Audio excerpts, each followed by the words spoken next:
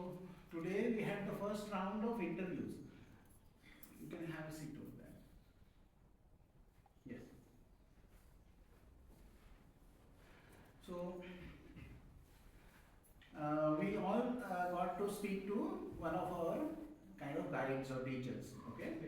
So you were certain of us who are here can see that they were still stuck with their old habits. Okay, that is all right, because when you start out, it takes a little bit while to kind of get over your old habits. But as we are giving the instructions, you must be willing to change also. Okay, अभी हमने सबसे बात की तो कुछ लोग जो है जो पुराने जो कर रहे थे वही कर रहे हैं, मगर उसे अभी आपको बदलना है। आपको जो हम नया जब बताते हैं फिर उस तरह से नई तरह से आपको करना है। तो हम अभी जो सूत्र लेंगे वो शुभम हिंदी में ट्रांसलेट करेंगे और उसका जो सारा जो ये इंफॉर्मेशन है मैं अभी इंग्लिश में ही देता हूँ क्योंकि इसको ट्रांसलेट करना ज़रा मुश्किल रहता है। सो I will be going through this sutta, which is very important because it is showing you the roadmap in this practice, how you will progress in this practice. So it is a roadmap to the practice. Tomorrow I will take one other sutta, which is the Buddha is giving a roadmap to the whole of the practice, and this is the jhana stages. Jhana, my teacher Bante say is knowing. Okay, jhana, jankari. So that is jhana. So jhana is knowing, because these are levels of knowing. So as you know, you will be able to be in this mind states. As you are able to know, as you are able to understand, as you are able to identify, then you will be able to be in those mind states. So as you keep practicing, this will keep on changing. Your experience will keep on changing. And just trust me to say that even if you find this so difficult in the initial stages, but as you kind of keep practicing, this will have profound changes as you progress. So many people start with 30 minutes in the first day, but end up with sitting for 4 hours, 5 hours, 6 hours, 7 hours also at the end of the retreat.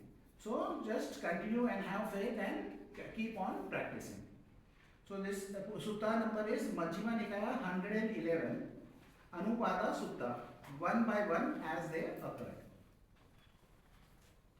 Thus have I heard, on one occasion the Blessed One was living at Savatthi in Jetha's grove, Anatha Pindika's park. There he addressed the students thus: Students, Venerable Sir, they replied. The Blessed One said this: Students, Sariputta is wise. Sariputta has great wisdom. Sariputta has wide wisdom. Sariputta has joyous wisdom. Sariputta has quick wisdom. Sariputta has keen wisdom. Sariputta has penetrative wisdom. So the Buddha is kind of giving a background. Sariputta is considered to be the right hand monk of the Buddha. Moggallana was considered the left hand monk of the Buddha. So Sariputta is considered to be the foremost in the wisdom. Moggallana is considered foremost in the psychic powers. But that does not mean that Sariputta does not have psychic powers or Moggallana does not have wisdom. So they say in Hindi that it is just a difference of 19 and 20, 19-20 ka farak.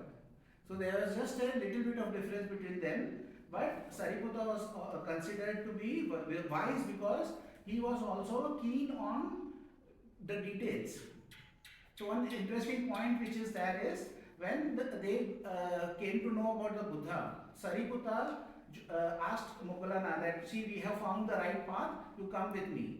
And they both started studying with the Buddha. In 1 week, Moggallana became an Arahant. And Sariputta took 2 weeks to become an Arahant because he was more wise. And why did it take longer time? Because he was analyzing everything. That's the reason one of the things we say is don't overanalyze. So, but in this analysis, we got a benefit that he kind of analyzed the states of mind in the jhanas in very detail. So, we will go through the detailed analysis he has come up with. So, what the Buddha is saying is, during the half a month, students, Sariputta gained insight into states one by one as they occurred. Now, Sariputta's insight into states one by one as they occurred was this. Here, students, quite secluded from sensual pleasures. What is sensual pleasures? It is the eyes, ears, nose, tongue, body, and the mind, the thoughts which are there. So those are the sensual things. So what are the sensual pleasures? You want to see something good. So what happens when we are sitting in meditation? We close our eyes. We want to hear something good, but we are not hearing anything. Even if there is train, we don't pay attention to that. Or if somebody is making noise, we are not paying attention to that. We are keeping it secluded. We are not smelling anything. We are not tasting anything. We are not touching anything or feeling anything. We may touch, but we are not trying to feel anything. We are not trying to think of anything. So if we get a thought, what to do? Six hours. Okay? So we let that go. Relax, re-smile and come back. So we are not trying to think of. So once we are secluded from the unwholesome, secluded from sensual pleasure, secluded from unwholesome states. What is the unwholesome states? There are 5 hindrances traditionally. Okay? One is desiring something, sensual desires. That is also want to see, hear, smell. That is sensual. Then there is aversion, which is there, or dislike. That dislike and aversion is there. Then there is sleepiness, sloth and torpor. You feel sleepy. Then there is restlessness and remorse. Then there is doubt. So that is unwholesome states. So now what has happened is you are secluded from unwholesome states. So those unwholesome states also goes. You are not running after the sensual pleasures also, and this unwholesome states also goes. Then your mind is there in one other state of mind, which is not a normal state, but it is an enhanced state. Sariputta entered upon and abided in the first jhana. So that's the jhanic state, the first jhanic state which a person will enter, which is accompanied by thinking and examining thought. Now in this first jhana, you are able to still think. Okay? Even contemplation which is there, it can happen. Or if you are sending it to your spiritual friend, you can still say, may my spiritual being very happy. That statements which are there is possible. Because that thinking and examining thoughts which are there. So what happens is that when some thought comes up, so you may get an image and then you start thinking about it. Okay? Or you may get a thought, oh, what did I do 10 years back? Oh, I did this and this and this. Or what did he say this? Then all these thoughts about what happened 10 years back comes. So what the initial thought is there, and then there is a continuation of the thought. So those things are thinking and examining thought which is there. So that is there. And it is one other way of saying this is applied and sustained thought. So one is the applied thought, which is the initial thought, and the sustained thought which is there, which kind of sustains itself. With joy and happiness born of seclusion. So there is also joy is there, then there is happiness is there. So when you go into jhana, there are other states which are there, which is thinking and examining is there, there is joy is there, happiness is there is a collectedness of mind is there. So the mind is concentrated, but it is not concentrated fully. It has equanimity also, but the equanimity is also not full equanimity. So it's like one-legged equanimity. In the first jhana, if you say one-legged, if you stay on one leg, you can stay, but it is not so stable. Then there is two-legged, you are stable, but if somebody pushes you, you fall. Then there is three-legged equanimity. So if there is a stool, it is much more stable. But then there is four-legged equanimity. If there is something like this with 4 legs, it is much more stable. So that is how the equanimity also grows. The collectedness of the mind also grows each stage as you are going. And the states in the first jhana, the thinking and examining thought, the joy, the happiness, and the unification of mind. So there are 5 things which you give up, that are the 5 hindrances, and 5 things which are there. Thinking and examining thought, joy, happiness, and collectedness of mind, your unification of the mind. The contact. So there is contact is there. So we will go through the dependent origination also. So over here what is happening is there is contact which is there. There is contact. There is feeling which is there. So when there is contact, there is feeling. When there is feeling, there is perception. And there is volition and mind. What is volition? Volition is your ability to take a decision. So when you recognize your mind has wandered away, you can say that I will stay with this thought or I will release it. That is your volition. And when that volition is there, when you have awareness. If you don't have awareness, then what happens? You are thinking. And then you say, oh, I am thinking.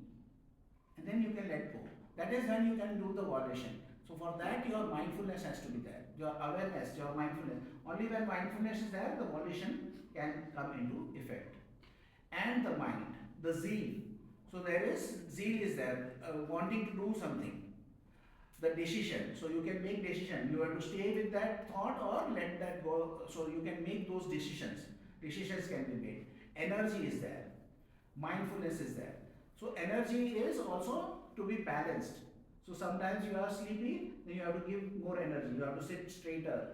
You have to put more attention. Then certain times you are restless, then you have to relax more. You have to smile more. And do that to kind of balance that energy. So your energy is also there. Mindfulness is there. Equanimity is there. As I explained, the equanimity is there in 8 stages, but as you go, it will be different. And attention. These states were defined by him one by one as they occurred. So as it was happening, he was able to see these things happening one by one. And attention is very important because our meditation is based on attention. Where you put your attention? You put your attention on the feeling and sharing with your spiritual friend. If you are doing direction, you put your attention in the directions and sharing the feeling. So your attention is very important in the practice. So this attention practice which is there still is there active in the first jhana, which is when you are in the first jhana. So these states were defined by him one by one as they occurred. Known to him those states arose. Known they were present. Known they disappeared. So he was seeing them arise. He was seeing them stay, and he was seeing them go away. So what was he was the observer of those things. Okay? So when he was observing those things, he was not that thing. So if I observe you, then I know that I am not you. If you observe me, then you know that I am not, you are not me. Okay? So that is observation. So that observation gives them the impersonal nature of the things which are there. So when I was talking about impersonal nature, so he is seeing that known they arose, known they stayed, and known they went away. So if we are not doing that, then we take it everything personally. We are in a blissful state and we take this blissful, I am blissful. Not that blissful state is arising. When the blissful state goes, something has been taken away from you. If somebody is very calm because he is suppressing everything. But one day that suppression goes away, then what happens? He becomes very uncalm because something has been taken away from him. Because that suppression has been taken away. So that is how you know what is happening is real and what is there, and you are not taking it personally. So you are seeing this is arising, but you are not kind of getting attached to what is arising. Excuse me? Is it like an observer? Observer, yes. But when we say observer, it does not mean that there is a separate observer, but the part of the mind which can observe, observes. So the Buddha is saying this as eye of wisdom. So when they ask who observes, so there is eye of wisdom. So it's not a separate entity which is there. Then you can make the observer into an entity. So that happens. So indeed these states not having been come into being. Having been, they vanish. So it are all impermanent also. Not having been, they come into being. Having been, they vanish. So they are impermanent. They are not permanent. They are keep on changing those things which are coming. Regarding those states, he abided unattracted. So he was not attracted to it.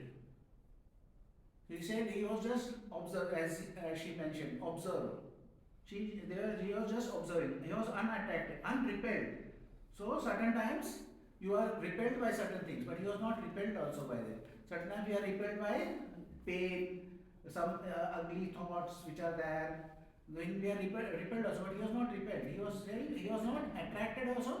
He was unrepelled, independent. So he was independently. He was detached. He was free, disassociated, with a mind rid of barriers. What are the barriers? Barriers are the hindrances which we talked about. These are the 5 hindrances are coming as the barriers. What is hindrance? What hinder is a hindrance. So there his mind is without any hindrances. So it's a mind rid of barriers. He understood there is an escape beyond, and with the cultivation of that attainment, he confirmed that there is. So then he saw, he could understand the first jhanic experience and whatever was there in the jhanic experience. But he said that there is something beyond that. That is the same thing the Buddha also did. Buddha was studying nothingness. Then he studied neither perception nor non-perception. But he said something is beyond that also. That is how the Buddha also kept on practicing. So he said that there is something beyond that. Again, students, with the stilling of thinking and examining thought. So what happens is, as your mind grows more calmer, the thinking thoughts also calm down. There are some observational thoughts still there. I am calm, or this is going well. Some observation thoughts are there, but you are not thinking or not contemplating. So this mind state, your contemplation cannot happen. So now this mind becomes a little bit more calmer. So thinking and examining thoughts drop away. So there are 5 things now, 2 things have dropped away. So this is a practice of giving up. So now that has dropped away. Which has self-confidence and singleness of mind. So now there is a self-confidence, means there is a little bit of confidence you get that, okay, I am understanding the meditation. I think how this is happening, I am able to understand. That kind of self-confidence you are getting. There is a kind of a joy also you will be feeling a little bit more in the stage. And when you are doing with your spiritual friend, you may not be able to verbalize, may my friend be happy. It may be difficult, or you may get tension when you are doing the verbalization. So at that time, stop verbalization. Okay? And if you find that verbalization is difficult, then what you do is just keep your attention in the feeling and intention of sharing this feeling with your spiritual friend. Okay? And stop verbalizing. So when you sit, just sit for a minute and see if this feeling is there. If this feeling is there, directly send it to your friend. Don't need to send it to yourself. Now when you become difficult to verbalize, then stop sending it to yourself and directly now send it to your spiritual friend. There will be an amount of joy also you will be experiencing at this point of time. And the states, without thinking and examining, with joy and pleasure born of concentration. So there is still joy is there is happiness is there, and there is a concentration point. And the states in the second jhana, the self-confidence, the joy, the happiness, and the unification of mind. So these are the 3 things which are already there in the first jhana, but there are 2 things that are not there. Thinking and examining thought is not there. So these 3 things are there. All the rest of the things are also there over here. What was there in the first jhana is there in the second jhana also, which is the contact, the feeling, perception, volition, and mind, the zeal, decision, energy, mindfulness, equanimity, and attention. These states were defined by him one by one as they occurred. Known to him, those states arose. Known, they were present. Known, they dissipated. He understood there was an escape beyond this. And with this attainment, he confirmed that it is. So he knew that there is something more than the second jhana. And he continued the practice. Again, students, with the fading away as well of joy, Sariputta abided in equanimity and mindful and fully aware, still feeling happiness with the body. So now joy is also a phase which is gross. So that also goes away. Now happiness is a very subtle feeling which is there. That subtle feeling is there. So we are giving up gross things and we are going and for more and more subtle things. So we have given up thinking and examining. Then we have given up joy. So now we are just with happiness. Okay? And the collected mind, which is the unification of the mind. So what happens is, he is explaining this in a little different manner. This third state is very important because this third jhana is mentioned a lot of time as pleasant abiding. So whenever there are Buddha is talking about pleasant, in the suttas many times this is mentioned, the word pleasant abiding. So this is important for this purpose. Still feeling joy, happiness with the body, he entered upon and abided in the third jhana, on account of which noble ones announce, he has a pleasant abiding who has equanimity and is mindful. So this is where the monks used to abide in the third jhana. Whenever they used to kind of be in the arhants also, they used to stay in the third jhana, so they will be mindful and they will have equanimity also. So that is a state, and they will feel the pleasure also from the body, that is the happiness. So they can feel the happiness, but there is no kind of unwholesomeness in this happiness. It's a wholesome, happy feeling. And the states in the yeah? What do you mean by mindful? Yes? What do you mean by mindful here? Mindful? It says mindful equanimity, right? He has equanimity and is mindful. So there is a balance of mind and there is awareness of whatever is there. So equanimity and mindfulness is kind of redundant, because when we are talking about equanimity, mindfulness is assumed, but it is mentioned in this manner. And the states in the third jhana, the equanimity, the pleasure, the mindfulness, the full awareness, and the unification of mind. So there is a little bit of difference in the states which are there. There are certain things which have been added. So over here it is talking about the pleasure, which is the joy or happiness. The happiness is there. The mindfulness is there. The full awareness is there. And the unification of mind. Then again everything is the same. The contact, the feeling, perception, volition and mind. The zeal, decision, energy, mindfulness, equanimity and attention. These states were defined by him one by one as they occurred. Known to him those states arose. Known they were present. Known they disappeared. He understood thus that there is a escape beyond this. So there is escape beyond the third jhana also. And upon attaining that, he was able to confirm that actually he was right. Again, students, with the abandoning of joy, pleasure and pain, or happiness and pain, and with the previous disappearance of joy and grief, Sariputta entered upon and abided in the fourth jhana, which has neither pain nor pleasure, and purity of mindfulness due to equanimity. So now what has happened is that happiness feeling is also gone. Now there is just a balance of mind is there. So there is neither pain nor pleasure. And with this there is mindfulness.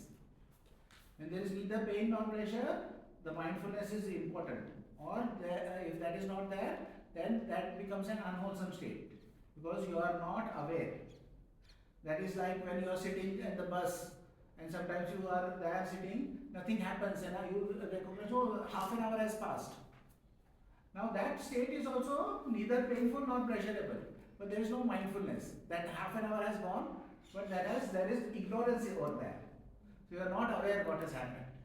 So time has passed through. So that is the reason it is important that it is mentioned that the equanimity, the neither painful nor pleasant feeling, the mental unconcerned due to tranquility. So there is just a kind of a confidence which is there, which is very much like no concern is there, because you are very confident of this situation. So you are very balanced. There is no pleasure also, there is no pain also. The mind is very balanced at this point of time. There is a okay. still the same over here. The mental unconcern due to tranquility and the purity of mindfulness and the unification of mind. Then again, all the factors are the same. In the first jhana, second jhana, third jhana, and now in the fourth jhana, all these factors remain the same. The contact, the feeling, perception, volition, and mind, zeal, decision, energy, mindfulness, equanimity, and attention. These states were defined by him one by one as they occurred. Known to him, those states arose. Known, they were present. Known, they disappeared. He understood thus that there is an escape beyond this. So these are that fourth jhana, there is something beyond the fourth jhana also. So now all these jhanas which are there, they are called rupa jhanas. Okay? From 1 to 4, the jhanas are called rupa jhanas. And there are two ways of explaining this. Now certain people, for simplicity's sake, they say the next jhana is 5th jhana, then there is 6th jhana, then 7th jhana, then 8th jhana. Or they say it is arupa states of the 4th jhana. So there is a 4th jhana and then there are states in the 4th jhana. So in the states there can be infinite space, infinite consciousness, nothingness, neither perception nor non-perception. So these are the 4 different states in the 4th jhana. So there are two ways of putting it. So now he says something is beyond it and he is trying to find that out. Upon finding it out, he confirms that there is. Again, students, with the complete surmounting of perception of form. What is the perception of form? It is the body. So when you are there in this state, in the 3rd jhana, 4th jhana, what would happen is when you are sitting in meditation, you may find that there are certain parts of the body you are not able to perceive. You are not able to perceive, say, the hand. Maybe you are not able to perceive the leg. Or sometimes you say that there is only the head is floating. That kind of fading away of the body starts in the 3rd jhana. So 2nd jhana you will not be thinking. But in the 3rd jhana what happens is the body fading away can be experienced. Certain times you may not experience the legs which are there. But you put your attention on the leg, you will feel the leg. Or if you some fly comes and sits on the leg, you will feel that thing. But if you don't put the attention or nothing is in contact with it, then you may feel that that is not there. Then what happens is in 4th jhana that can increase, and the 5th jhana or the arupa jhana which is there, then what happens is it is the perception of form goes. Then you are in a purely mental state. You are going into the mental states now. Again, students, with the complete surmounting of the perceptions of form, with the disappearance of perceptions of sensory impact.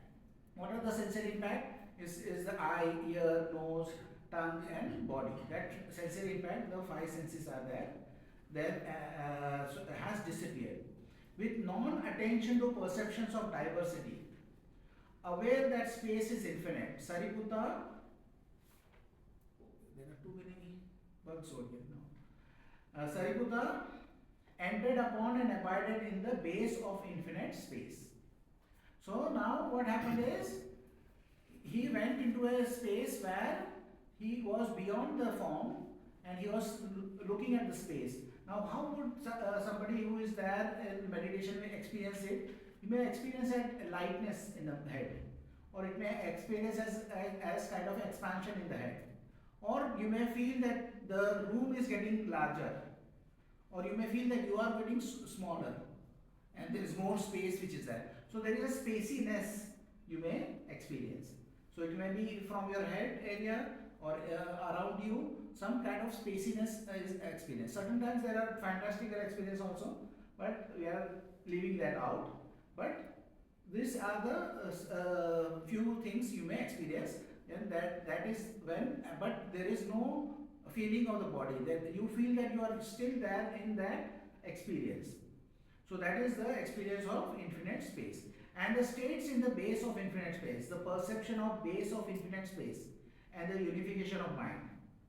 So again, all the things which are there in the 4th jhana, from 1st to 4th jhana is still there in this jhana also, in Arupa jhana also. So there is contact, Contact means you are not feeling the body, but if a fly comes and lands on your arm, you will feel the thing. If some train is passing, you will know. But when the train is passing, your mind will not go to the train. You will be aware that the train is passing and the sound is there. That awareness, because that sensory impact is still happening. So there is contact is there, feeling is there, perception is there, volition and mind, the zeal, decision, energy, mindfulness, equanimity and attention. These states were defined by him one by one as they occurred. Known to him those states arose, known they were present, known they dissipate. He understood thus that there is an escape beyond this. So he says something is more, there is something there, and when he found it, he confirmed that it is there. Again, students, by completely surmounting the base of infinite space, aware that consciousness is infinite, Sariputta entered upon and abided in the base of consciousness. So now, this will happen naturally to you when you are doing the meditation. Till the fourth jhana, you will feel the metta feeling. Then when you are going into infinite space, the feeling is of compassion. And now when you come into the feeling of joy, which is the infinite consciousness. So now, what is infinite consciousness? As there is spaciness in the infinite space, there is kind of a narrowness or seeing of something arising and passing. So certain times what will happen is when your eyes is closed, you may feel that there is lights are flashing, but you open and the lights are okay. But the experience of this is coming as arising and passing away. Sometimes you hear the sound also, but the sound is breaking. It is not as a continuous sound, but there is breaks in the sound. So what you are doing is you are actually experiencing the arising and passing away of sound. So Bante used to say that this which is there, this sound is 100,000 arising and passing away of sound consciousness. So you are able to see that or experience that. Or sometimes you experience in the feeling. So sometimes it's like somebody is kind of touching like this, but there is no continuous feeling, but there is a break in the feeling. So that experience you may have. And the experience is of joy. So there is a kind of this joy is not the normal kind of joy. This is also called sympathetic joy. It's a very kind of balanced and fine joy, which is there. It's a very kind of a refined joy, which you feel in this state. And the states in the base of infinite consciousness, the perception of the base of infinite consciousness, and the unification of mind. So again, everything is the same. The contact, feeling, perception, volition, and mind, the zeal, decision, energy, mindfulness, equanimity and attention. These states were defined by him one by one as they occurred. Known to him those states arose, known they were present, known they disappeared. He understood thus, and with the cultivation of that attainment, he confirmed that there is. So he knew that there is something beyond that also. So in this, without this very defined space, there is something beyond that also. And only upon yes. Are you, so is just the feeling of joy enough, or are you supposed to also, is it like you feel all of these, like the rising and passing away of sensation? That you may feel occasionally, so you are not looking out for it.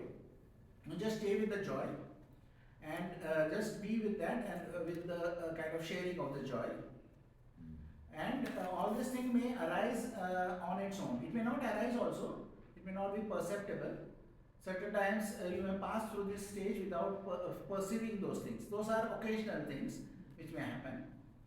And then you may pass through that also, because it depends on each individual. Some don't feel the infinite space a lot of times, and they come directly in joy. So those are kind of individual differences are there. So you just sometimes we can talk about practices which are done to kind of stay in a state of mind. So those kind of practices are done to kind of understand that state more. So that is a different practice. So we can discuss that later.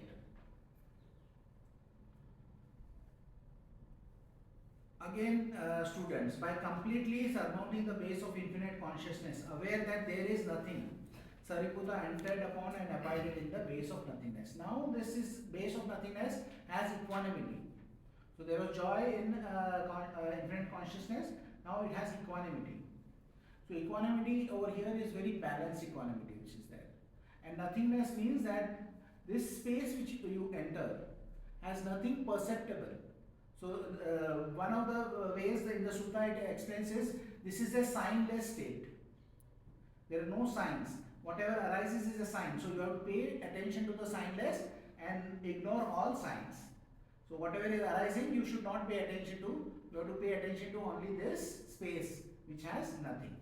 So that is how you stay in this state for longer. Now in our explanation, when we come and we talk to you, there is a term which we use as quiet mind.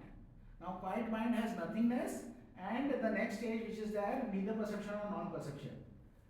But it is very difficult to talk about the next stage. We'll discuss as we go along. And that is the reason we say quiet mind, and this is a way of kind of communicating.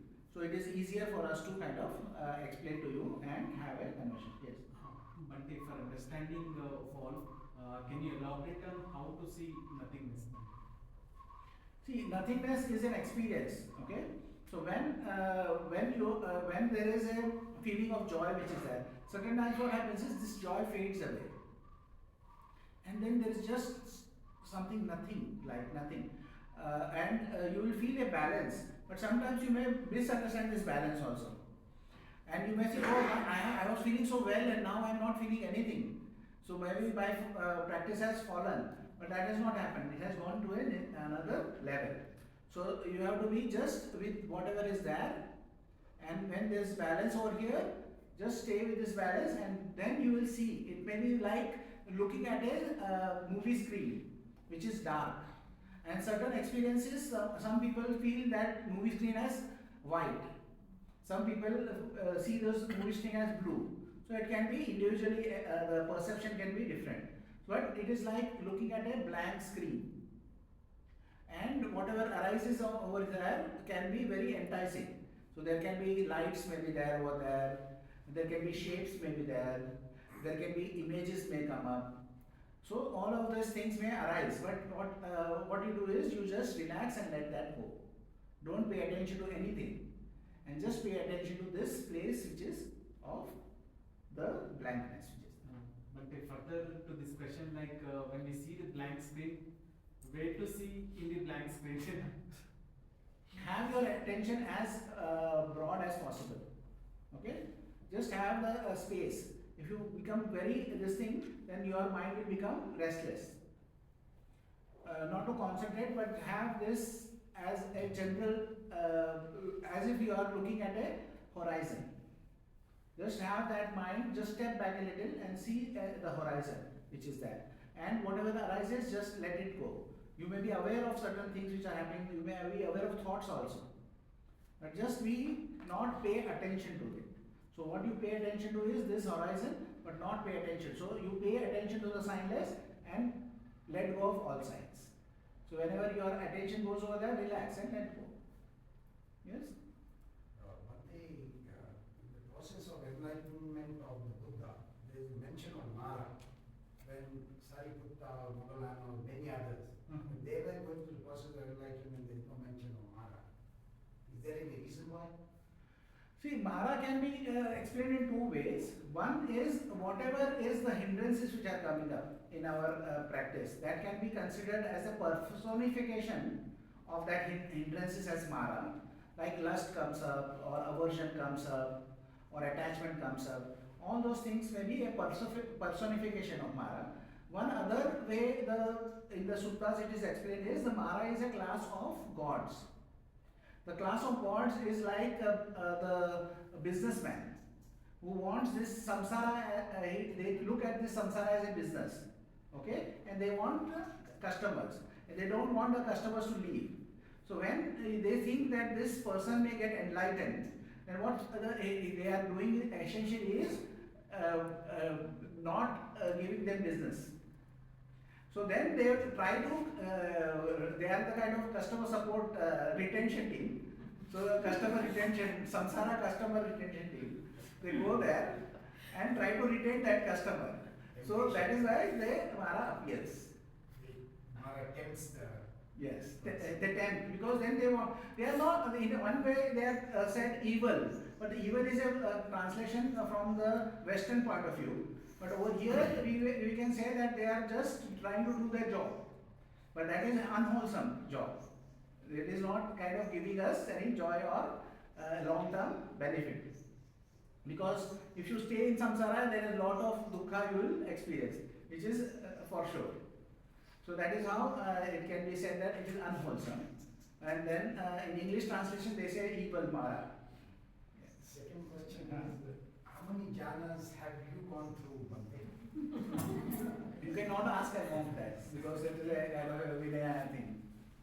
I have a question. Yeah.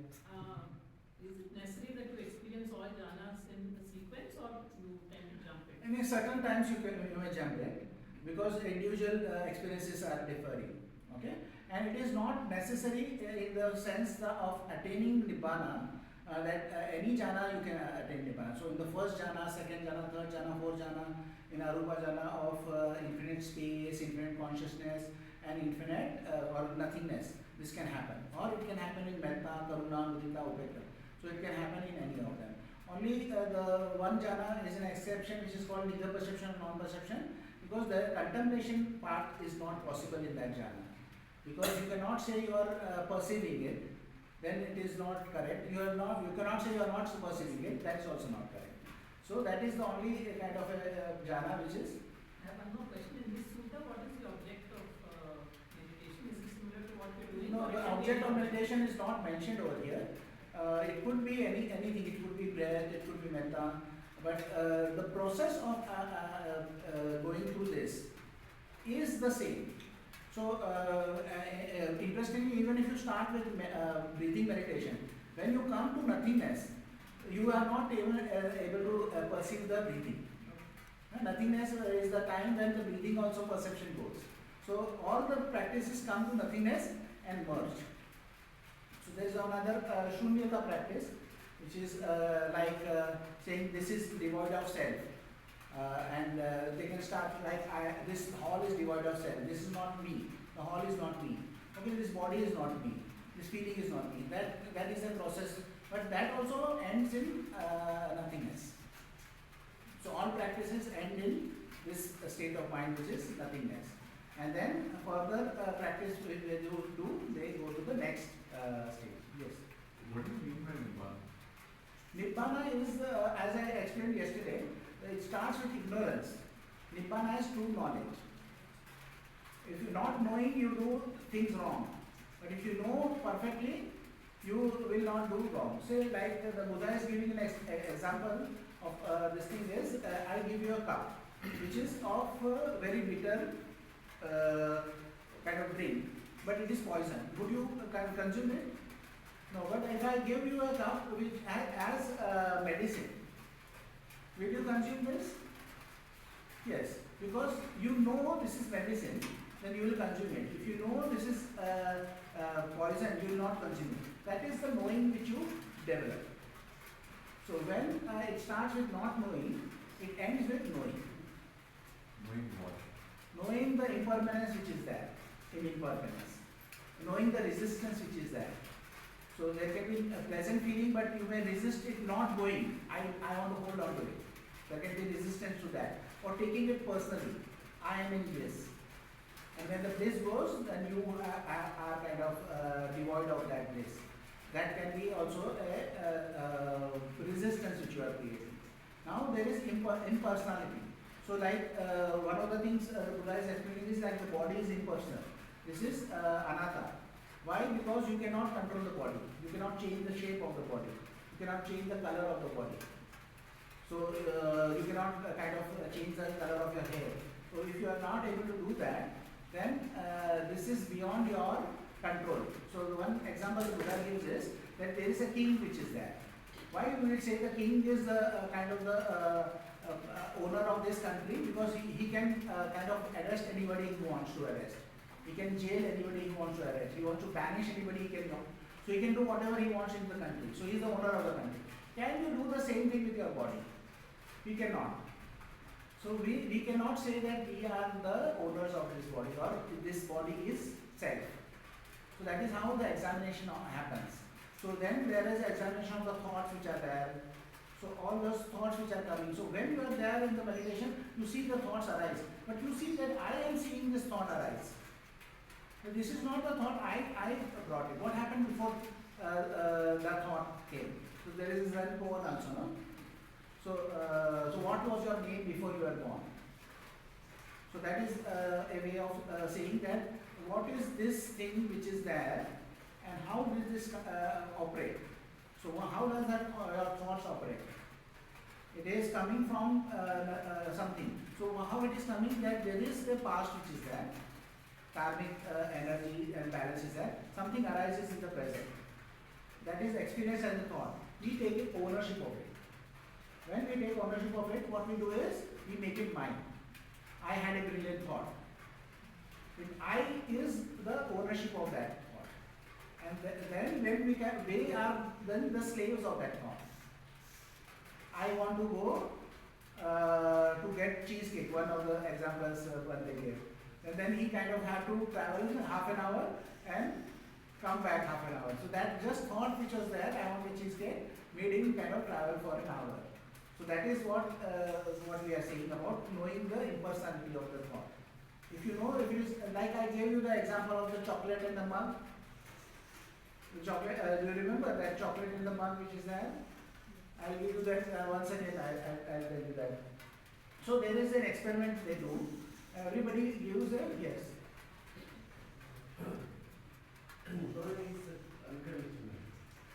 That is philosophical. I am not going to philosophical. I am just saying that what is there in the practical sense. No, correct. It is there. It is unconditional, but that would be kind of a little bit philosophical explanation. What Buddha is also explaining in is when he is talking about Nibbana, he is saying true knowledge. Ignorance was banished. True knowledge arose. Now that true knowledge is what makes you let go of everything. And that is, if it starts with ignorance, it ends with true knowledge. So is that the process or the destination? It's a process. It's the process. It's a Nibbana process. is a process. It's a process. You see true knowledge of anicca, dukkha and is that what you... That is one way of putting it. So when one way of saying that you are understanding whatever is happening in this process. Now this process is of your movement of your attention. How does that attention go over here from one thing to another? That is a process of dependent origination. We go through the dependent origination also. That how there is a contact, when there is contact there is a feeling. Feeling has perception in it. Perception is like pleasant, unpleasant, or neither pleasant or unpleasant. And that is, I like it, I don't like it. And that is the whole process which is there. So that is something which we have to know. And when we are able to know, when we are able to see this happening in our practice. When we see this happening and it is real, not the information, but the real seeing of it, that is the time real giving up of it happens. And whatever is there can be, whatever happens is natural. There is nothing unnatural about this. Because when you know this is poison, you will not have it. If you know this is kind of medicine, you will have it. So there is no kind of tug which is there. There is no kind of any kind of problem which happens. Bhante, related question. Whether attaining of Nibbana will lead to Arahanthood? Yes. Arahanthood is just a designation. That's the reason the Buddha is also giving the designation of Naga. He is also calling it Brahmin. Then there are other also kind of titles he gives. Perfected one. So all of this are titles for this Arahant. Bhante, related question only.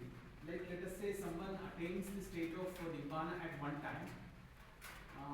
Can we call him as a Arahanthood? Arahanthood is basically giving up of the complete of the kind of the lust, aversion and delusion. Complete. Why he has given it completely? Because nothing of them he takes personally. When he has completely understood this, he has completely given it up. Okay? So that is how one kind of becomes an arahant. If there is any kind of attachment is there, then you cannot say. There is a stage of this thing, no? Sotapanna is there, Saktakami is there, Anagami is there, then arahant comes. So there are some 10 fetters which are there. So we go through that fetter thing. Okay? Later we will do, because this as such it is a long sutta. So I was explaining the impersonality, how we take things personally. So there was a test they did. So they called college students and asked them to do a 5-minute test. So they said that there is a chocolate which is there and there is a mug which is there. So you can take chocolate or mug. So 50% of the people took chocolate, 50% of them took a mug. So they knew that 50% like chocolate, 50% like mug. So next time they had a test, everybody had a chocolate on the table. They came and gave a 5-minute test. Everybody, then they said that you have a chocolate on your table. Anybody who wants to exchange it, the chocolate is $5, the mug is $5, you can exchange. So now they found that 91% of the students took the chocolate, they did not exchange. So okay, next time we will do the other exchange. So they put the mug on the table and called another group of people. And they did a 5-minute test. Then they said that you have mug on the table. Now there is a chocolate $5, mug is $5, you can exchange. Now 91% of them took the mug and did not exchange. So now this is called an endowment effect. You can do the search on this thing, YouTube. There is a TED Ed kind of program, 5 minutes. You can just 2 minutes also you kind of see. You will see this experiment. So now they have found that when this thing, chocolate or the mug remains with them for 5 minutes, they take ownership of it. What is mine, I will not exchange. My mug, I will not exchange. My chocolate, I will not exchange. Because it has become mine. So how much for the thoughts which are coming in our mind? So or the pain which comes up, or anything which we experience, we take it very personally, everything. So that is how our habits are also formed, and that is what it is entrenched. But now when we are doing this, we are trying to see the reality as it is. And when we are seeing the reality, we can say, oh, there is something which is impersonal over here. There is something which I can get. So there are stages also you progress. So there is a stage of Sotapanna is there, then there is a stage of Saktakami is there, then there is a stage of Anagami is there. So in the understanding also we progress by stages. So as we know more, we kind of experience more and give up more. And as we go more, in the suttas also we see there is giving up, giving up, giving up. So now there is nothingness is there. So there is no feeling also is there. So joy is also given up. So the certain feeling of joy is also given up. Now there is nothingness. Now that nothingness is also given up. It's another state. You have to listen to it very carefully and say what has changed now. Okay? So I'll read this thing. Again, students, by completely surmounting the base of infinite consciousness, aware that there is nothing, Sariputta entered upon and abided in the base of nothingness, and the states in the base of nothingness, the perception of the base of nothingness, and the unification of mind, the contact, the feeling, the perception, the volition, and mind, the zeal, decision, energy, mindfulness, equanimity, and attention. These states were defined by him one by one as they occurred. As they occurred. Known to him, those states arose. Known they were present. Known they disappeared. He thus understood there is an escape beyond it.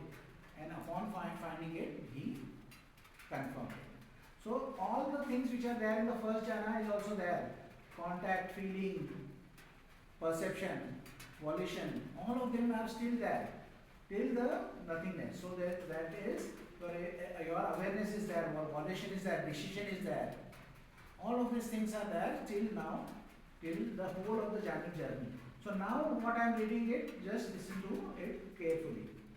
Again, students, by completely surmounting the base of nothingness, Saripata entered upon and abided in the base of neither perception nor non-perception. He emerged mindful from that attainment. Having done so, he contemplated the states that had passed, ceased, and changed. Thus, so indeed, these states not having been come into being, having been, they vanish. So now what is happening is, he is talking in the past tense. See, now he was saying that known they were there, known they arose, known they went away. Now he is talking about on the states which were ceased, changed, past. So he is talking about the future. So when he is there in the neither perception or non-perception, he is not able to contemplate. He cannot examine. But when he comes out of the neither perception or non-perception, he looks back as a memory. He looks back and sees what is there. And then he contemplates what is happening. So what he is doing is, he is looking back and seeing. So when people are there in advanced stages, where what they say is, where before getting up, just for 5 minutes, see what is happening. If they see anything, you relax. That is post factor, you do 6 hours. Okay? So now that is what he is saying. Regarding those states, he abided in unattracted, unrepelled, independent, detached, free, disassociated, with a mind rid of barriers. He understood this. There is an escape beyond. With the cultivation of that attainment, he confirmed that there is. So he says that even after this attainment, which is of such a subtle thing, neither perception or non-perception, we cannot say there is perception. We cannot say there is no perception. So this is a very subtle state of mind. Over here, some of our attachments break.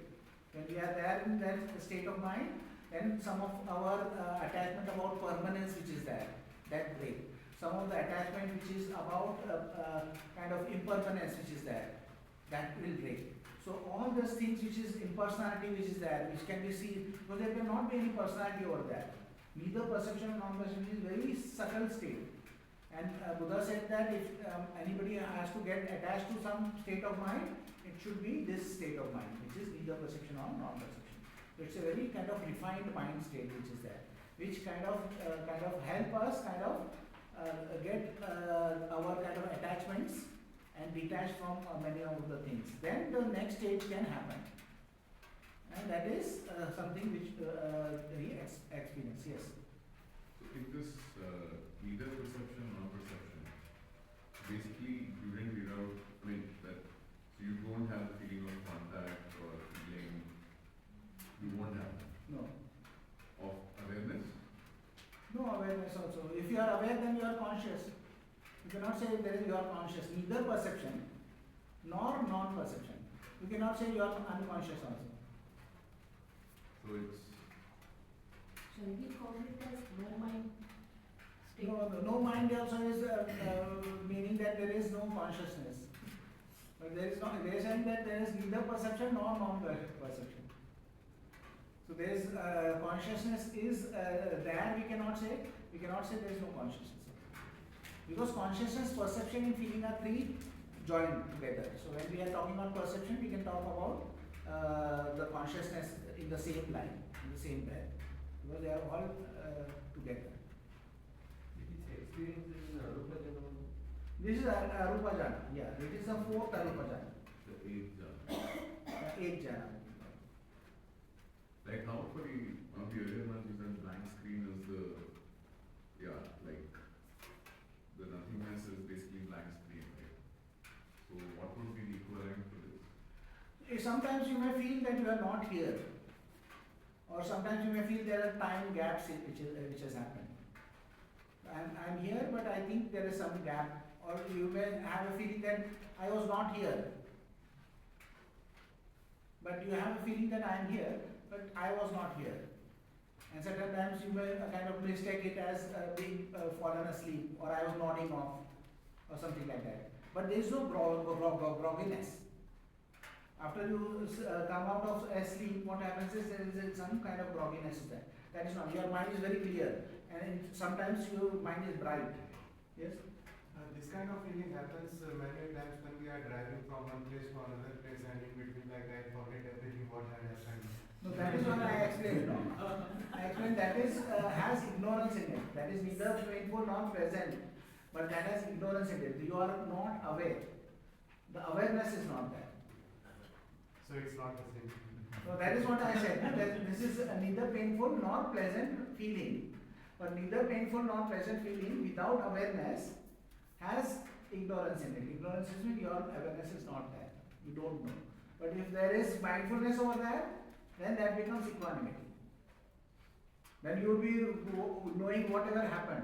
One way of knowing if you are aware is you just look back what has happened. So if you are driving or walking somewhere, you just go to the destination and remember what has happened in the whole of the journey. If there is no gap, then you are sure that there was full awareness was there in the whole of the journey. If there are gaps over there, what happened over here and there, you are not, then your mindfulness is not there over there. So one way of checking mindfulness is also there. Okay? Yes? One thing, is the same process are happening in two ways, I think so. So one way, focusing method, focusing, breath, for example, and we will reach Ekagata in the fourth jhana. But here at Piti Sukha, Vitakka Vichara, Piti Sukha level, in this process, we will reach the Upekha. No, see, the object of meditation does not make a difference.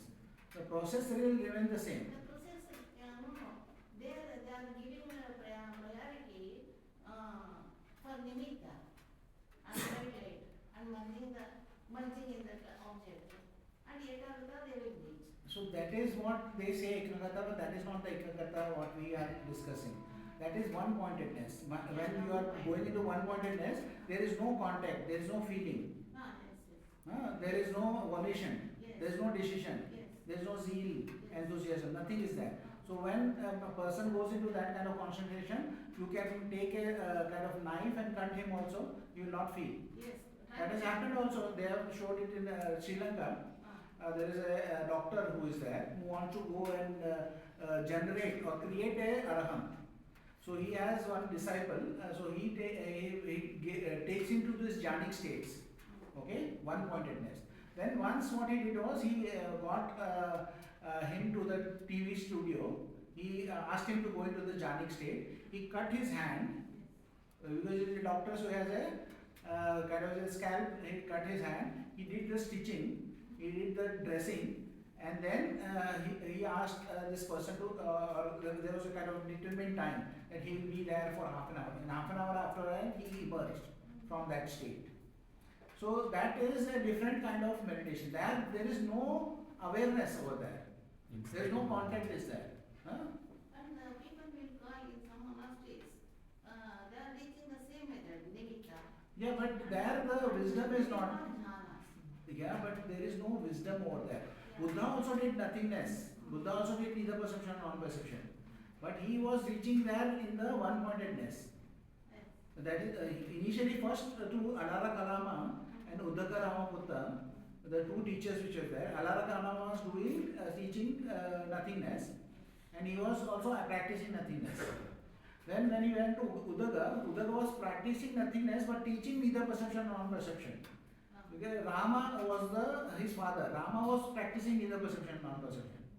So now Ramaputta, so Uddaka was the son of Rama. So now he was practicing nothingness but teaching neither perception nor non-perception. So Buddha went and learned the text and attained the neither perception nor non-perception. But then he said there is no escape beyond. So he was not able to go beyond. Because he was not able to go beyond, because that method of reaching that was a different method. That was one-pointedness. So there was no way to examine the mind.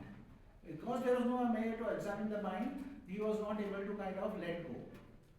Then he did a lot of many practices. Then he found that the practice he had done when he was a 8-year-old kid under a kind of what is it, rose apple tree. That rose apple tree he sat and did that practice. So he found out that time he had done it in a gentle manner, in a relaxed manner. That is the reason he kind of changed his practice. And then he attained, and that is the reason he is, when he is giving this instruction in Anapanasati, there is an instruction of relaxation, pasandayam kayam. So he is saying that relax the body. It can be translated as there is a relaxation also because of the grammar. But if there is, he is just not informing, he is asking you, there are instruction, meditation instructions are there. So he is saying that relax the body. So when Bhante Vimalaramsi went and saw this instruction, he practiced it actually on his own. So he had done 20 years of meditation, but all of them was based on the commentaries. So the first time he did it with the instructions which are there in Sutta, which is the Buddha's instructions. And then he found that when he relaxed, his mind goes very wide and it is very light. He can see what is happening. Then he practiced and then he found out that okay, this is the way it has to be. Then he found out that smiling also helps. Then he incorporated the smiling also in the practice. So the way we are doing the practice, it will change the effect. That's the reason I say, follow the instructions, do the 6 hours correctly, do the 6 hours correctly. If you are doing it, then only you will get that result. Akusalas are there always. In that process. Correct. So we have to be with the skillful. What is that? Okay, and again students, by completely surmounting the base of neither perception nor non-perception, Sariputta entered upon and abided in the cessation of perception and feeling. And his taints were destroyed by his seeing with wisdom. So taints are the things which are binding you to the samsara. So when he saw those things which are binding him to the samsara, he could let it go. When those were destroyed by seeing with wisdom. So what are we doing is over here is also seeing with wisdom. Whenever we have restlessness, what we are doing? We are seeing. We are letting it go, relaxing, smiling, coming back. When we have sloth and torpor, what is that? We are seeing with wisdom. So by seeing all these things arising and passing away, only we will reach to this stage. So all these are the learning. That's the reason the Bhante says that hindrances are not your enemies. Okay, they are your friends because they are showing you the attachments which you have. So wherever you are getting hindered, don't take it as an enemy. Take it as a friend because they will reveal to you your attachment. And when you have revealed the attachment, then it is it is easy to let go. Okay, that is how it kind of works. He emerged mindful. So now again he is talking in past tense in this thing also. He emerged mindful from that attainment. Having done so, he recalled the states that had passed, ceased and changed. So he is again talking about what has happened in the past. Thus, so indeed these states not having been come into being, having been they vanish. Regarding these states, he abided unattracted, unrepelled, independent, detached, free, disassociated, with a mind rid of barriers. He understood there is no escape beyond. With the cultivation of that attainment, he confirmed that there is not. So he understood that when he attained Nibbana or the cessation of perception and feeling, there is nothing more than this that one can attain. So this is the end of his road. So he attained the cessation of perception and feeling and confirmed this. So cessation of perception and feeling which is there, which happens over here. When it happens, there is no consciousness also because consciousness is also part of it. And in this time, this state is fully without consciousness. So the person who is before going, he does not know I am going into the cessation. When going, also he does not know I am going into cessation. When he is in cessation, he does not know he is in cessation. When he is coming out of cessation, he does not know he is coming out of cessation. But when he is out of cessation, he realizes that he was in cessation. That is when he will know that he has attained that thing. then he has the understanding. That is also called the state of Nibbana, which is there. So then by seeing with wisdom, so he's seen everything. Oh, this is how it happens. So there are no attachments now, which is there. There are no attachments, there is nothing to hold on to. So everything is given. Cessation is different from neither perception nor non-perception. Neither perception, non-perception, we say that we cannot say there is no perception, but over here it is a cessation of perception and feeling. So it is clearly saying that there is no feeling, there is no kind of perception, there is no consciousness. Absolutely nothing is there over here. So there, at that point of time, there is no way you can say that person is there. We'll go to the other question answers also. We'll deeply examine this whole cessation. So there is more in I think Majjhima Nikaya 44 there is there, Majjhima Nikaya 43 there is more information which is there. There is a series of question answers. Shorter series of question answers is MN 44. Greater series of question answers is MN 43. Those two we will take. So we'll get more and more update on this. In general, Bhante, one experiences cessation. In general, what would be the period? The period can be different because we are not aware of what is the period. But one example which is given is of Sariputta fanning the Buddha.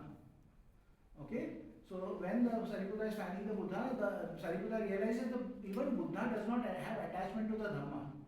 So they say that the some part of this fan going from here to here, he gave up all attachment and then he attained Nibbana. So that is one case. One other case is of Ananda, who is Sotapanna, and he is trying to sleep. Now he has said, I have given too much effort. That is and he is kind of just giving up and sleeping. At that time, they say that before his head hit the pillow, he attained the Nibbana. So it can be very brief period also. I would like to say about the Bhante Unrance's example of one student who is sweeping the house and suddenly, can you elaborate, Bhante? So that can happen. So there is experiences which are there, like that has happened. Like some have happened. Like one of those examples is about somebody who's washing dishes, and then their kind of mind goes calmer, and then they sit for meditation and they experience the cessation. And then there is one who is working in the office, and then her mind kind of she's being mindful and she's following the MN21, with metta to everybody. She's kind of working. She gets her mind and she just sits in a cabin which is empty, and then does meditation and gets the cessation experience. But this cessation experience is has to accompany with the understanding also, with seeing with wisdom. So just because there is cessation experience, you cannot say the person has attained. So he has to have seen that he has given up on knowledge. So when he has come back, he is able to see everything. Sariputta is able to see clearly, and because he is able to see clearly, he can give up. Or there can be a cessation experience without any kind of change in behavior. So there should be a change in behavior. So that's momentary, is it? It's not a permanent state again. That's also important. Not the cessation. Cessation state can be momentary, and by volition, you can go and stay in that for Stay for long. as long as 7 days. 7 days. 7 days is the maximum with volition. So Anagami and Arhants can do that. Famously, there was Deepa Ma who used to kind of stay in the cessation. So her story is again very famous. She went to America when Bhante was also there. He met Bhante, and he said that he saw many of the psychic abilities of Deepa Ma. Those are which are mentioned in the suttas. So she would sit for a maximum of 6 days. So those are different. When it happens as a part of the practice, it can be very momentary. Okay? We talked also happens through past karmic actions and our karma also. Yeah, that is always there. Without a kind of overcoming those, we cannot, because that is a continuation. No? That is what we can say is our habits are there. See. We have to overcome our habits. So like sometimes people are habitual to do morning brushing. Somebody says, okay, the dentist says brush in the night, because the whole night your bacteria has time to kind of develop.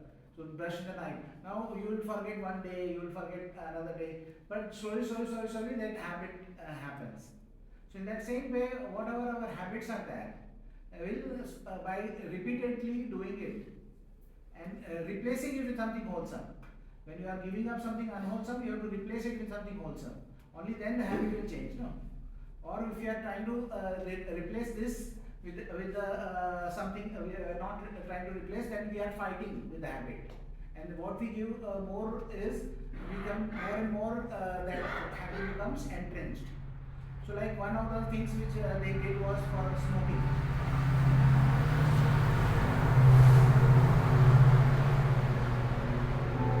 So they said that if we have to replace the habit of a smoker, so we have to understand what the smoker does.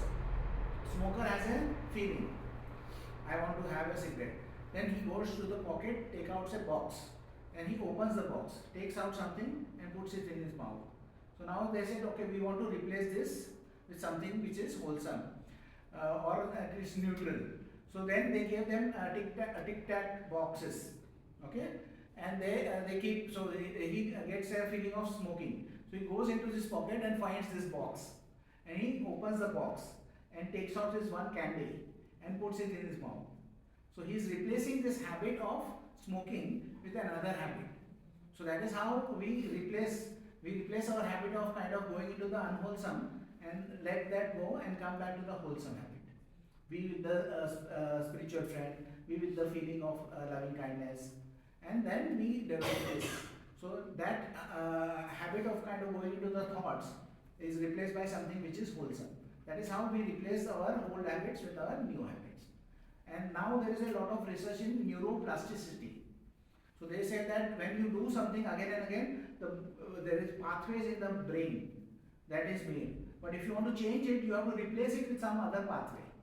And then if you do start doing something new, then it takes some time to get the new pathways. But the new pathways is done, then the old pathways become weak and then they go away. I give one example of that bicycle, the reverse bicycle which is there. So that is one example where he is trying to do it, he is not able to do it. But when he tries it, his mind once switches and then he is able to do it. So that is how you can get to change your habits. Now he is able to do that and he is not able to get to the normal bicycle. So he has switched his mind and gone to something else. So we'll end this. This is a students, rightly speaking, were it to be said of anyone, he has attained mastery and perfection in the noble virtue. Noble virtue is the shilas which we take, the precepts which we are taking. Attained mastery and perfection in noble concentration or collectedness, or the jhanik. Attained mastery and perfection in noble wisdom.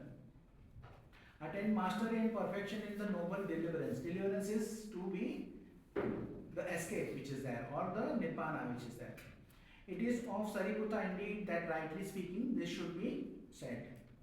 Student, rightly speaking, were it to be said of anyone, he is the son of the Blessed One, born of his breast, born of his mouth, born of the Dhamma, created by the Dhamma, an heir in the Dhamma, not an heir in material thing. It is of Sariputta indeed that rightly speaking this should be said. Students, the matchless wheel of the Dhamma set rolling by the Tathagata is kept rolling by Sariputta. So the Sariputta is also helping for this Dhamma to kind of continue. This is what the Blessed One said. The students were satisfied and delighted in the Blessed One's words. So the Buddha is talking about his experience of Sariputta and is giving the whole of the experience in detail. That is how it happens. So one can get calm, but there is still thinking which is happening. There is a joy which you feel. Then what happens? Thinking subsides, and then there is this feeling is there, and then there is a happiness also is there. Then what happens is that a feeling of joy which is there, that subsides, and then there is just the comfortableness in the body. There is fading away of the body which is there, and sometimes there is no body. Sometimes you feel the arm, you don't feel one arm. That kind of fading away is there. Then you go into the balanced mind, where this joy also goes away and there is a balance of mind. Then you go into the arupa states. There is an expansion which you may feel, there is a contraction which you may feel. Then there is just the balance which is there. So there you progress. You start with metta, then you go to the compassion, then you go to sympathetic joy, then you go to equanimity. And that's how you progress. And this happens naturally. Automatically as it happens, it can grow. Yes, I think she wants to go again. I think she is not able to understand. So, But the last question. Uh-huh. Here in this lastly, it is said that he is the son of the blessed one. What basically it is indicating? I think that was a kind of phrase which was there in the Buddha's time. So it is maybe that is the thing. Previous lives they are. They used to say, "ये मेरा कलेजा का टुकड़ा है." So it's like he's a piece of my lungs. It sounds weird, no? Yes.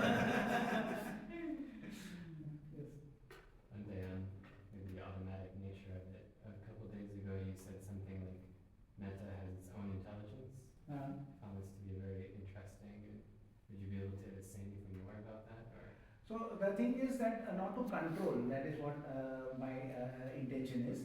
Saying that metta has its own intelligence is that don't control this thing or don't direct it. If it is when you are sitting in meditation, let this feeling which is there change as it wants to. Don't hold on to. Sometimes what happens is we hold on to this feeling. Certain times this feeling wants to move away. Certain times it wants to expand, and we don't allow it to. And certain times we can create some problems also.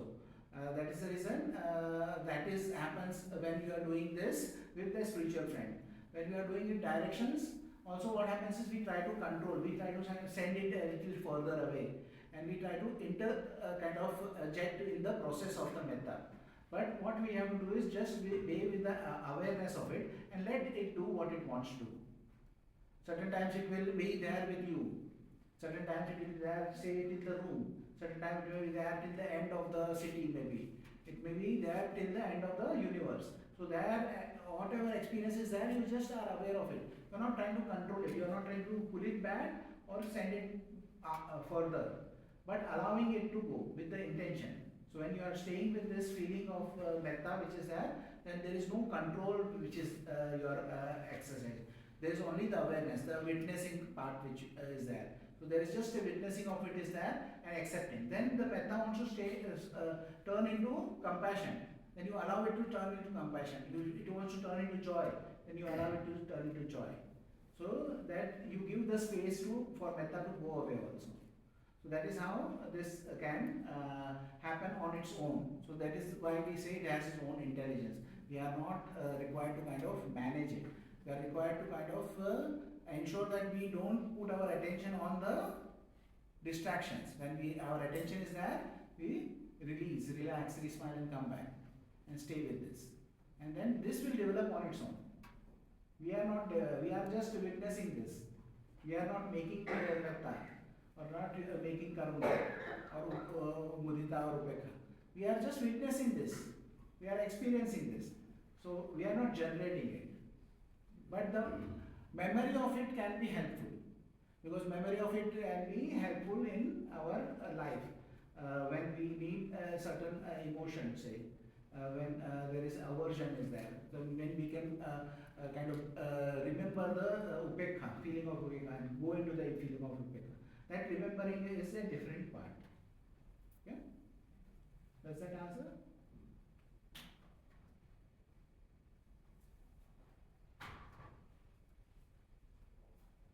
Any other questions?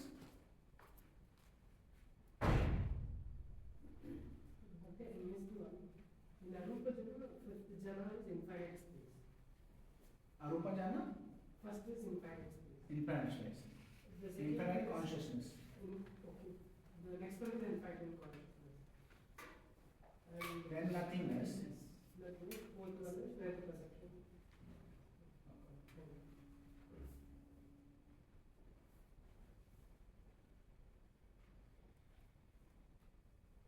Any other questions? Yes? Not related to this, but tomorrow we get the pagoda. We can use the pagoda. Yes, you can go to the pagoda. Yeah. What's the benefit of using the pagoda? See, there is no benefit for me, but it is maybe individually there are certain benefits you may find. So, but see, if you go with the pagoda with the intention of being away from sensory impingements, then that can also be a detriment, because there are people coming in the hallways, you can see, hear the thing in the train. But if you want to have like a personal space, where you can maybe put your back to the support, or you have a better way of kind of sitting using cushion. In that way, I would suggest, okay, go to the pagoda, have your personal space which is there, that in that way. But if you say that it is a way of kind of excluding yourself or secluding yourself, so that seclusion only happens mentally. It does not happen by kind of putting from the sensory impingement, because impingement will happen over there also. There are sounds will be there, there is smells will be there will be a lot of other things which are there, is still going on. So I would not say that there is a benefit of it, but if it feels comfortable, if it feels as a personal space, then you can use it. But a connected question, Uh-huh. like in general, they say that the structure having a one point at the top, maybe having some energies. What do you say on that one? See, I am not too much interested in my teacher was interested in all those things, so really I would not put too much coin into that. That pagoda has a different energy or something like that. If you feel it's a positive thing, then use it, because there is something also called that placebo effect. If you feel that the pagoda has some energy, then okay, feel that it is there. Because all over India or Thailand, many people construct the pagodas and they go, the monasteries generally being constructed in that way. I think there may be some significance, that's why I was. Yeah, I think in the time of the Buddha, the pagoda, whatever the pagodas were made or the stupas were made, were without any kind of pointedness. Later on, when the metallurgy and all these things were kind of developed, their pointedness must have come. And there may be some things may be there, but that are not so important. What is important is your practice, and that practice is about letting go and coming back to what is there. So you have to just come back 6 hours, 6 hours. And if all these things help you, then okay. If it helps you kind of, certain times it helps kind of having that space to yourself. So that you can use, yes. Okay, one thing is there is more physical comfort there. More physical comfort. Yeah. No physical comfort. No. There is more physical Yes, comfort. more. Okay, yeah. So you can check, use the back, say back support you can use, and you can maybe use a better cushion if the way you want to, or you want to sit in a kind of a weird manner. You can sit with one leg ahead and one leg on the lap, whatever.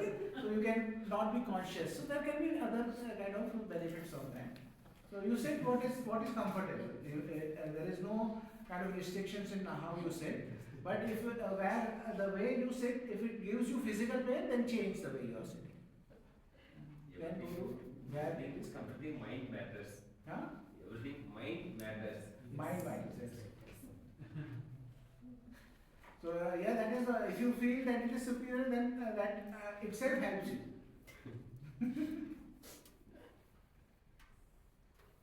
Okay. Namaste. Yeah. Have I understood correctly that when we change or replace our old unwholesome habits with wholesome habits, we are actually changing the pattern of our own karma?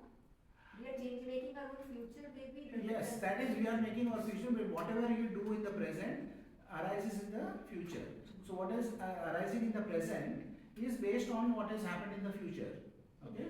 So what happens sometimes we are sitting there and some kind of angry thought comes up. Sometimes a sad thought comes up. Sometimes some other thought comes up. Why? Because something has happened. Now what has happened we cannot know. Why the angry thought has come up? You may think that okay, he told me that and I told him that and that is the reason. But that may not be the reason. That may be reason that 10,000 lifetimes ago something happened and now it was the right time for that karma to ripen. So we don't know. If we don't know, then why do we worry about it? What we do is we deal with what is coming in the present and not worry what was the reason, why it happened, who did that, and in what way it was done.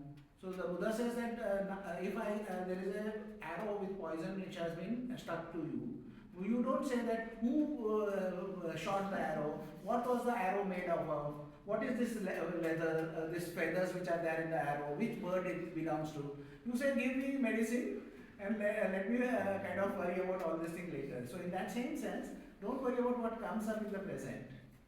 Just deal with what is there and let go.